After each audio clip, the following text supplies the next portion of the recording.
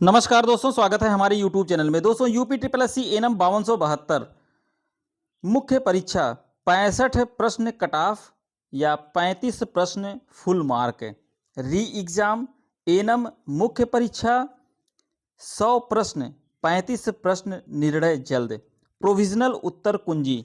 सबसे पहले वीडियो को एक लाइक करिएगा, चैनल पर नए दोस्तों सब्सक्राइब जरूर कर लीजिएगा और वीडियो को ज़्यादा से ज़्यादा शेयर करिएगा। दोस्तों, UP triple S C ANM की परीक्षा हुए लगभग 10 दिन नियर अबाउट हो चुके हैं, नियर अबाउट जो है, और अभी तक जो है उत्तर कुंजी आपको पता नहीं चला है। क्यों नहीं पता चला है? सभी को ये मालूम है कि 35 प्रश्न आउट ऑफ सिलेबस आए थे, जिसके कारण से उत्तर कुंजी रुकी हुई है। और दोस्तों, अभ्यर्थी आयोग भी गए हुए थे। आयोग में दोस्तों अभ्यर्थी जो है कई ग्रुप में गए, वहाँ पे लगभग 2 से 3 ग्रुप में गए हुए थे।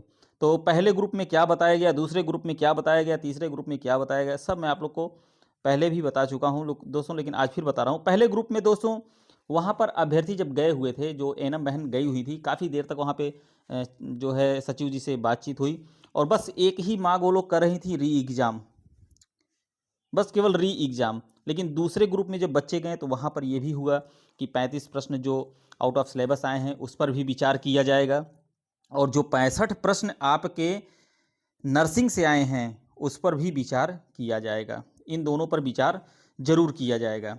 लेकिन आपका जो 100 प्रश्न टोटल आया हुआ था उस पर भी विचार करेंगे हम, और री एग्ज़ाम पर भी आपका विचार किया जाएगा। तो दोस्तों, ये सप्ताह आपका लग गया है, आप देख ही रहे हैं।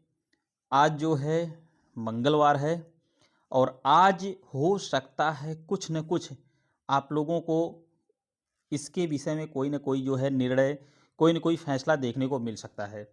कोई ना कोई नोटिस जरूर देखने को मिलेगी दोस्तों एएनएम से संबंधित, क्योंकि अभ्यर्थी जो है शुक्रवार को ही आयोग गए हुए थे।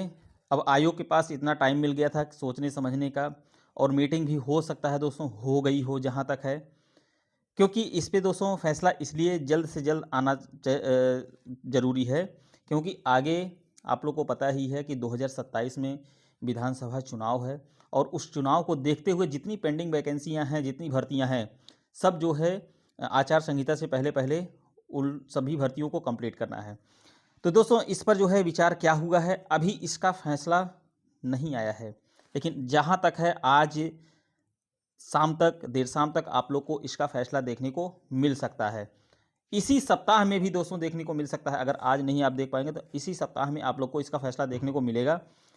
जहाँ तक है दोस्तों, अभी तक मैं आप लोग को बता दे रहा हूँ कि ज़्यादातर जो है चांसेस ज़्यादातर किसके बन रहे हैं, ये जो 35 प्रश्न आपके आउट ऑफ सिलेबस आए हैं, बस इसी का जो है ज़्यादा जो है इस पे क्वेश्चन पुटअप हो रहा है कि ठीक है आयोग की भूल है कि आयोग की गलती है, क्या है जिसके कारण जो है ये आउट ऑफ सिलेबस से प्रश्न जो आए हुए हैं 35।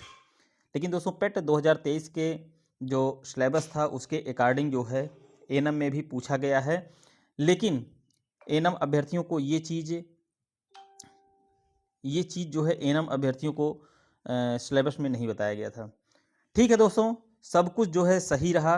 तो जहाँ तक है कि आप लोग को इस 35 प्रश्न का बेनिफिट यानी लाभ जरूर मिलेगा। जहाँ तक है प्लस में मिलेगा कि माइनस में मिलेगा, कि 65 जो क्वेश्चन हैं आपके इतने पर ही अभ्यर्थियों के कट ऑफ बनेंगे। अगर ऐसा कुछ रहेगा तो प्रोविजनल उत्तर कुंजी के साथ साथ आप लोग को एक नोटिस जरूर देखने को मिलेगी कि 100 क्वेश्चन में 35 प्रश्न कॉमन कट ऑफ सभी को मिलेंगे, मतलब कॉमन नंबर 35 प्रश्न का सभी को पूरा नंबर दिया जाएगा, या 65 प्रश्न पर ही कट ऑफ बना दी जाएगी, क्योंकि 65 प्रश्न आपके नर्सिंग से है ना। लेकिन री एग्ज़ाम पर विचार बहुत दूर लग रहा है दोस्तों, क्योंकि कई अभ्यर्थियों के कमेंट भी आए, कई अभ्यर्थियों के मैसेज भी आए, कई अभ्यर्थियों के फ़ोन भी आए। उनका कहना ये था कि सर अगर री एग्ज़ाम होगा आगे भर्ती काफ़ी लटकेगी। लेकिन दोस्तों, मैंने एक दो वीडियो भी देखा, उसमें अभ्यर्थी ये भी कहते हुए नज़र आए हैं कि अगर री एग्ज़ाम नहीं हुआ तो हम सब एनम बहन किसी भी हद तक उतर सकते हैं। लेकिन अगर री एग्ज़ाम की मांग आप कर रहे हैं तो आपको एक प्रूफ भी देना है किस बेस पर आप री एग्ज़ाम मांग रहे हैं। इस 35 प्रश्न पर री एग्ज़ाम मांग रहे हैं या इस 65 प्रश्न पर री एग्ज़ाम मांग रहे हैं। तो आयोग भी अपने साथ में ये जो कुछ साक्ष्य रहेगा वो भी आपको बताएगा। आयोग के पास साक्ष्य ये 35 प्रश्न का है और आपके पास भी ये 35 प्रश्न का साक्ष्य है विद सिलेबस के साथ में। लेकिन री एग्ज़ाम का साक्ष्य अगर आपके पास कुछ हो तो आप आयोग में ज़रूर दिखाएं। अगर इस 65 प्रश्न में कितने प्रश्न आपको आउट ऑफ सिलेबस दिख रहे हैं उसको भी आप आयोग को ज़रूर बताएं। ठीक है, जो आयोग का फैसला होगा और आयोग का फैसला सबको मानना पड़ेगा।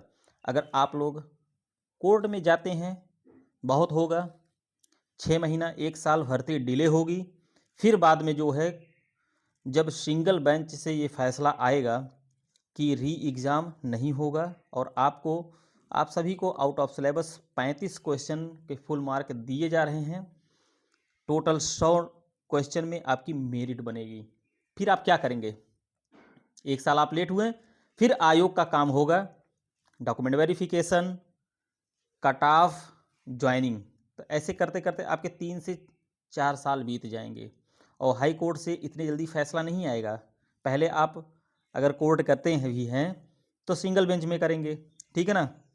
तो री एग्ज़ाम मैं एक दिन लाइव आया था तो मैं काफ़ी अभ्यर्थियों के कमेंट भी देख रहा था कि सर री एग्ज़ाम नहीं होना चाहिए, उन अभ्यर्थियों का यही कहना था। लेकिन दोस्तों एक चीज़ और है, लगभग बहुत से अभ्यर्थी ऐसे हैं कि एक गलती बहुत ज़्यादा किए हैं। वो कौन सा गलती किए हैं? जो 5 ऑप्शन आया था, 5वें ऑप्शन में एक ऑप्शन ई था, 5वां। तो बहुत लोग प्रश्न नहीं भी आ रहा था तो किसी ने बता दिया था कि नहीं आएगा प्रश्न तो आप ई ऑप्शन को गोला कर दीजिएगा। लेकिन उनको ये भी नहीं पता था कि 1/4 की माइनस मार्किंग है। जो अभ्यर्थी ये गलती किए हैं वो अभ्यर्थी री एग्ज़ाम की मांग कर रहे हैं। नहीं तो दोस्तों आप खुद ही विचार कर लीजिए कि क्या है, री एग्ज़ाम किस बेस पर होगा। मैं तो दोस्तों शुरू से ही कह रहा हूँ कि सभी अभ्यर्थियों को 35 नंबर फुल मार्क मिल जाए, टोटल 100 क्वेश्चन पर जो है आपकी मेरिट बना दी जाए। 65 नर्सिंग से आए हैं बस, और कुछ नहीं। री एग्ज़ाम कराने में फिर शासन को इतनी कड़ी मशक्क़त करनी पड़ेगी कि आप सोच नहीं सकते हैं। सेंटर कहाँ बनेगा? अभी तो मान लीजिए आप लोग का बरेली, लखनऊ और झांसी में ही बना था। हो सकता है अगली बार सेंटर, अब की बार 3 ही जगह बना तो हो सकता है अगली बार सेंटर अगर री एग्ज़ाम हो बाय द वे 5 जगह बना दें। फिर आप क्या करेंगे? या 2 ही जगह बना दें या एक ही जगह बना दें। 38,000 अभ्यर्थियों की परीक्षा जो है एक ज़िले में बड़े आराम से हो सकती है, ऐसी बात नहीं है। लखनऊ जैसे ज़िले में बड़े आराम से हो सकती है और लखनऊ में ही सेंटर आपका कर दिया जाए और पेपर आप ही के सिलेबस से पूछा जाए, थोड़ा सा लेवल हाई कर दिया जाए। अब की बार तो आप लोग नियर अबाउट 100 में से 35 से 30-35 क्वेश्चन तो कर ही ले रहे थे, 40 तक कर ले रहे थे 100 में मैं कह रहा हूँ, और 65 में तो नियर अबाउट अभ्यर्थी 25-30 कर लिए थे। अगली बार क्या करेंगे आप लोग? थोड़ा सा घुमा फिरा के पूछ लेगा तो फ़ायदा किन का होगा?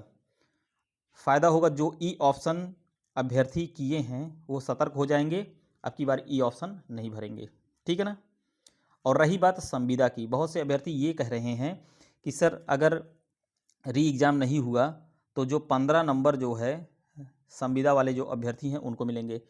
कौन से अभ्यर्थी हैं कि जिनको फुल के फुल मार्क मिल जा रहे हैं 15 नंबर? 9,212 वैकेंसी में बहुत से ज़्यादा अभ्यर्थी सेलेक्ट हो गए थे क्योंकि उसमें पुराने अभ्यर्थी रहे, कुछ अभ्यर्थी 1-2 नंबर से रह गए थे, वो इसमें हैं। बहुत ज़्यादा नहीं है दोस्तों, इस 38,000 में अगर बहुत ज़्यादा देखा जाए तो मुझे तो लगता है 500 से 1,000 अभ्यर्थी होंगे नियर अबाउट, यही जो है संविदा के होंगे कि जिनको 15 नंबर फुल मिलेगा।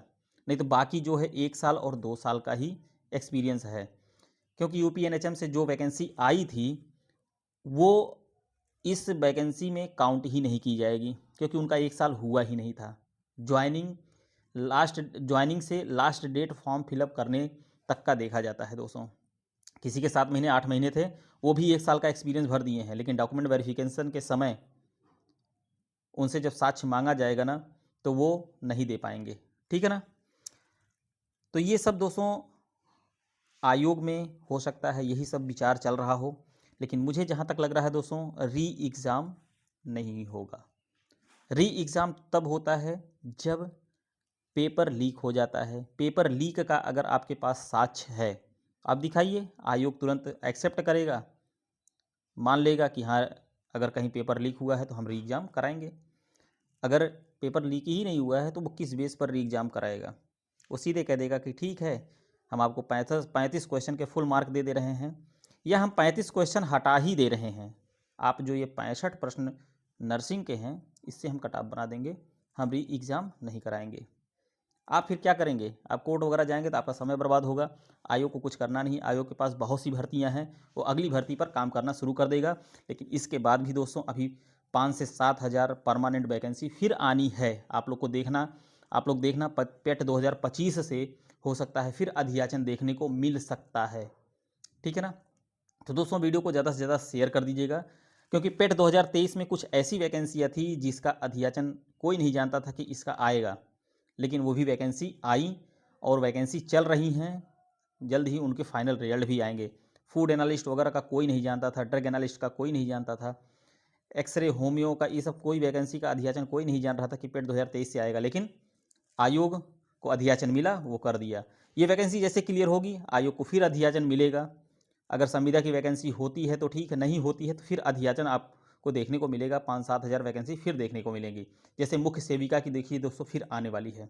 तो वीडियो को ज़्यादा से ज़्यादा शेयर करिएगा, जो भी अपडेट आएगी मैं आप लोग को अपने वीडियो के माध्यम से ज़रूर बताऊँगा।